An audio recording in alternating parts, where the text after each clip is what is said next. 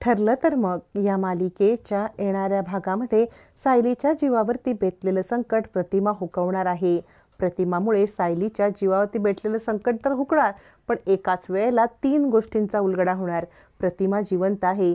सायलीला वाचवताना सायलीच्या पायावरील जन्मखूण तुळशीपत्र आणि त्याच वेळेला येणारी प्रतिमाची वाचा. जीवघेण्या अपघातामध्ये सायलीच्या पायावरील तुळशीपत्र समोर आणि जीवावरती बेसलेलं संकट प्रतिमामुळे हुकणार. पूर्णाची हदरणार. एकाच वेळेला 2 दृश्य समोर, प्रतिमा आणि सायलीच्या पायावरील तुळशीपत्र. आता मात्र सगळ्या सुभेदार परिवाराच्या समोर सत्याचा उलगडा होत प्रतिमा वाजत गाजत सुभेदारांच्या घरामध्ये येणार. इकडे आता कुसुमकडे राहत असलेली प्रतिमा, म्हणजे कविता म्हणून राहत असलेली प्रतिमा आता कुसुमचं घर सोडून जाण्याचा विचार करत असते. कुसुम म्हणते, हे बघा कविताताई, तुम्ही माझं घर सोडून जाऊ नका, कारण ना मी पण इथे एकटीच आहे. तुम्हाला ऑकवर्ड वाटण्याची काहीच गरज नाही आहे. प्रतिमा सांगत असते, पण मी अशी तुमच्याकडे किती दिवस राहू? यावरती कुसुम म्हणते, काही काळजी करू नका. जोपर्यंत तुम्हाला काही आठवत नाही तोपर्यंत तुम्ही माझ्याकडे राहा. याच्यावरती प्रतिमा सांगते, पण माझं दर मार्गशीर्ष महिन्यामधलं व्रत असतं देवळामध्ये, तर मी देवळातच राहीन ना. कुसुम सांगते, काही गरज नाही आहे. तुमचं मार्गशीर्ष महिन्यामधलं व्रत आपण दोघे मिळून पूर्ण करूया आणि या मार्गशीर्ष महिन्यामध्ये मी पण तुमच्यासोबत नक्की येईन. मी हात जोडते, प्लीज जाऊ नका, कारण तुम्हाला असं एकटीला पाठवणं माझ्या मनाला पटत नाही आहे. तुम्ही एकटी निघून जाणार आणि मग मी माझ्या घरात एकटी निवांत राहणार. तुम्ही सुद्धा राहा की, मला पण तेवढीच मदत होते. काय करायला लागते मला तुमचं? आपण दोघे मिळून राहतोय ना. असं म्हणत कुसुम आता प्रतिमाला जाण्यापासून थांबवते. मग प्रतिमा राहण्यासाठी तयार होते आणि दोघीजणी मिळून आता मार्गशीर्षमधलं पूजन करणार असतात. त्यातच कुसुम सायलीला सुद्धा मार्गशीर्ष महिन्यामध्ये पूजन करण्यासाठी देवी आईच्या मंदिरात बोलवते. आता मात्र या देवी आईच्या मंदिरात खूप मोठ्या उलागडी घडणार असतात. कुसुम आणि प्रतिमा या दोघींची मार्गशीर्ष महिन्यातल्या पूजनाची जोरदार तयारी चालू असते. दोघीजणी या पूजेसाठी तयार होत असतात आणि आता दोघीजणी सायलीला सुद्धा त्याच दिवशी भेटणार असतात. तोपर्यंत इकडे आता कल्पना सांगत असते, पूर्णाई, आपल्यासुद्धा इथे मार्गशीर्ष महिन्याचं पूजन प्रतिमा दरवर्षी करायची. आपण सुद्धा यावर्षी सायलीच्या हस्ते मार्गशीर्ष महिन्याचं पूजन देवी आईच्या मंदिरात करूया का? यावरती पूर्णाजी म्हणते, हो, तू सुद्धा जा. तुम्ही दोघींनी मिळून मार्गशीर्ष महिन्यामधलं पूजन करा. कल्पना म्हणते, हो, आणि सायली सुद्धा दरवर्षी मार्गशीर्ष महिन्यामधलं पूजन करते असं तिने मला ऑलरेडी सांगितलंय. त्यामुळे पूजेचे विधी सगळे अचूक माहिती आहेत. असं म्हणत कल्पना आणि पूर्णाजी मार्गशीर्ष महिन्याच्या पूजेची तयारी करतात. आता इकडे पूर्णाजीला पुन्हा एकदा प्रतिमाची आठवण येते. माझी प्रतिमा दर मार्गशीर्ष महिन्यामध्ये पूजन करायची. तोपर्यंत इकडे आता सायलीला आणि अर्जुन यांची जवळीक वाढल्यामुळे पूर्णपणे केसचा निकाल लागेल आणि त्यामुळे सायली अर्जुनला वेगळं करण्यासाठी आता सगळ्यांचं प्लॅनिंग चालू असतं. महिपती, साक्षी, प्रिया, नागराज या सगळ्यांनी सायलीला पुन्हा एकदा अर्जुनपासून वेगळं करण्यासाठी सायलीवरती घातपात करण्याचा निर्णय घेतलेला असतो. म्हणजे पूर्णपणे जीवे मारल्या नाही तरी सायलीवरती अपघात झाला तर अर्जुन हादरेल आणि पुन्हा एकदा या केसपासून तो डिस्ट्रॅक्ट होईल. म्हणून आता सायलीला घातपात करण्यासाठी महिपती, नागराज यांचे गुंड सतर्क असतात. प्रिया तर असतेच. मग आता मार्गशीर्ष महिन्यातल्या गुरुवारी ज्या वेळेला सायली देवळामध्ये जाईल त्याच वेळेला तिच्यावरती हल्ला करायचा असं आता ठरलेलं असतं. नागराज सांगत असतो, या वेळेला तरी अचूक होईल ना सगळं, कारण गुंडबिंडे कुणी नको, तुम्हीच तिचा पाठलाग करत निदान तिला जखमी करण्याचं तरी काम करायचं आहे. त्यावरती अस्मिताची मदत घेत सायली आता मार्गशीर्ष महिन्याच्या गुरुवारी देवळात पोहोचते. तोपर्यंत प्रतिमाचं वध पूर्ण करण्यासाठी कल्पना आणि सायली पण पोहोचलेली असते.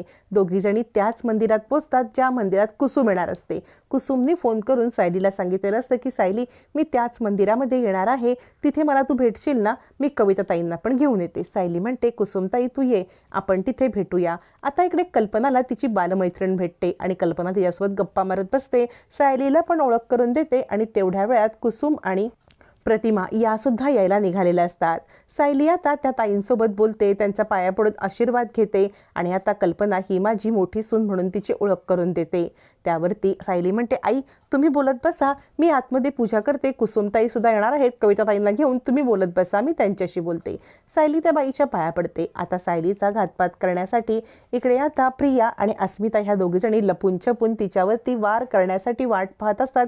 पण त्या दोघींना संधी मिळत नाही, कारण कल्पना नेमकी मागे राहिलेली असते. कल्पना मागे असते आणि तिचं दोघींकडे म्हणजे सायलीकडे लक्ष असतं. त्यामुळे ह्या दोघींना काही करता येत नसतं. सायली पुढे होते. त्यावरती आता इकडे प्रिया म्हणते, हे काय कल्पना मामीला पण आत्ताच यायचं होतं का? अस्मिता म्हणते, हो, तर आई तिला अगदी मुलीप्रमाणे जपते, काय करायचं आता, आपण कसा काय वार करायचा? यावरती आता प्रिया सांगते, काहीही झालं तरी सुद्धा आपल्याला हल्ला हा करायलाच पाहिजे, नाहीतर माझं काही खरं नाही, मला जाब विचारतील. अस्मिता म्हणते तुला कोण जाब विचारणार. प्रिया गडबडते आणि म्हणते नाही नाही, म्हणजे माझं मनच मला नाही का खाईल, त्यामुळे मला काहीतरी करायलाच पाहिजे. असं म्हणत आता इकडे प्रिया वार करण्यासाठी लपून बसलेली असते. मग दोघीजणी सायलीच्या मागोमाग जात असतात, जेणेकरून सायलीला ढकलून तिचं कपाळाला लागू दे, काहीतरी लागू दे आणि अर्जुन डिस्टर्ब होऊ दे, या केसपासून त्याचं लक्ष जाऊ दे. पण त्यांना माहिती नसतं की प्रतिमा म्हणजे स्वतः सायलीची आई ही आता त्याच देवळामध्ये येणार असते सायलीचं रक्षण करायला. सायलीला धक्का देण्यासाठी प्रिया आता तिच्या मागावरती असते. कधी एकदा तिच्या मागे येऊन आपण तिला धक्का देऊ असं झालं असताना आता इकडे प्रतिमा एंटर करते, म्हणजे कुसुमसोबत प्रतिमाची एंट्री होते. आता मात्र प्रतिमा नेमकी प्रियाच्या मागे असते, प्रिया पाठमोरी असते, प्रियाचं तिच्याकडे लक्ष नसतं. तोपर्यंत कल्पना बोलतच असते. कल्पनाची नजर आता पाठमोरी असते आणि तिच्या मागून प्रतिमा एंटर करते. एका साईडला अस्मिता असते, पण प्रतिमा नेहमीप्रमाणे तोंडावरती आता ओढणी घेऊन असते. तोपर्यंत सायली पुढे पुढे जाते आणि प्रिया तिला धक्का देण्यासाठी मागे मागे येते. अस्मिता खूण करत असते, अगं लवकर दे आणि चल निसटीतून. तोंडावरती पदर घेत प्रियासुद्धा आता हेच कारस्थान करत असते. मग मात्र सायली आता देवाच्या मंदिरात पोहोचणार तर प्रिया येऊन जोरदार तिला धडक देते. सायली आता खाली पडते. सायली खाली पडते, तिचं कपाळ मोक्ष होणार, कपाळाला तिला लागणार. तितक्यात मागे येऊन प्रतिमा तिचा हात धरते. प्रतिमा हात धरते आणि सायली आता हादरते. सायलीला एकदम हिसका बसलेला असतो. आजूबाजूला असलेली लोक पण घाबरतात. सायलीला लागणार तितक्यात प्रतिमाने हात धरून तिला वाचवलेलं असतं. तोपर्यंत प्रिया आणि अस्मिता आपला डाव यशस्वी झाला, हिचा आता फरशीवरती पडून कपाळ मोक्ष होणार म्हणून धावत पडतात. पण इकडे घडलेलं वेगळंच असतं. त्याच वेळेला सायलीला हात धरून प्रतिमा बाजूला करते. सायली एका बाजूला कोसळते आणि तिकडेच आता कल्पना असते. कल्पना सायलीच्या पायावरचं तुळशीपत्र पाहते आणि सायलीच्या जीवावरती बेतलेलं संकट प्रतिमाने हुकवलेलं असतं. कल्पना पायावर तुळशीपत्र पाहते, पण प्रतिमा पाठमोरी असते. दोन गोष्टी घडलेल्या असतात. प्रतिमाने सायलीचा जीव वाचवलेला असतो, कल्पनाने तुळशीपत्र पाहिलेलं असतं. सायलीच्या जीवावरचं संकट बेतलेलं असतं आणि प्रतिमाने प्रियाला आणि अस्मिताला पाहिलेलं असतं.